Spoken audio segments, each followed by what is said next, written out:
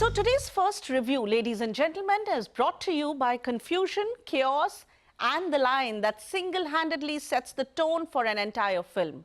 इंसान हो या संविधान जो सबको अपनाओगे. Yes, that is how Kis Kisko Pyaar Karoon opens. And honestly, it's unintentionally profound because the story is basically about upnowing everyone. Especially if you are Mohan Sharma, a man collecting wives like festival season freebies. Kapil Sharma returns as Mohan, a man so unlucky in love, he tries to marry his longtime sweetheart Sonia, but somehow ends up marrying someone else every single time. Hindu, Muslim, Christian, one wife from each faith, as if he's personally curating India's cultural directory. And when Sania finally comes back, surprise, she's now a Sikh woman. At this point, Mohan's life feels less like a marriage plot and more like a census form gone rogue. Directed and written by Anukalp Goswami, the film tries very hard to be bigger, braver, and more inclusive than the 2015 original.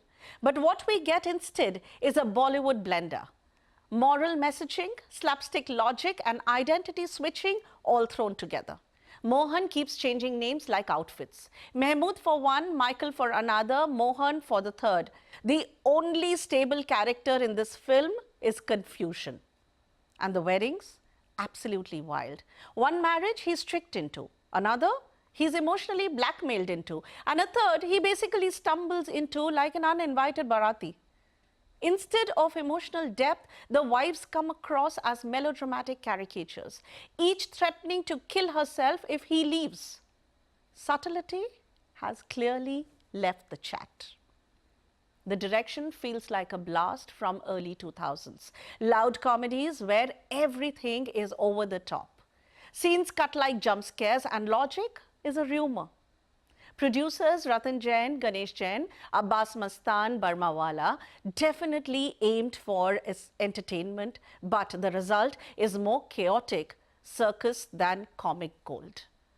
But one man does steady the ship, the late Asrani, playing a multilingual priest with old school comic charm that reminds you how veteran performers can polish even the weakest jokes into genuine laughter. The writing, meanwhile, keeps tripping over itself. Some jokes land because Kapil's timing is still sharp, but the story jumps around like the editor was holding down the fast-forward button. Conflicts appear from thin air. Scenes vanish without warning, and the emotional climax feels like the film remembered just at the last minute that it wants to be meaningful. Kapil tries his best, genuinely so, carrying the film with the sincerity of a school kid dragging a too heavy backpack. He's fitter, sharper, more polished. But even he can't rescue a script that collapses under its own weight. Among the supporting cast, Manjot Singh is a standout with effortlessly funny timing. The women, Ayesha Khan, Tridha Choudhury, Parul, Gulati, Hira, Warina, do what they can, but are trapped in roles that feel ornamental, stereotypical, or just plain underwritten. By the second half, the film suddenly attempts to address unity, religion, acceptance, but only in between loud comedic bits, like last-minute sermon breaks during a circus show. Emotional beats feel forced. Continuity breaks apart, and by Mohan's 10th explanation of how he accidentally married someone, the audience has accepted defeat.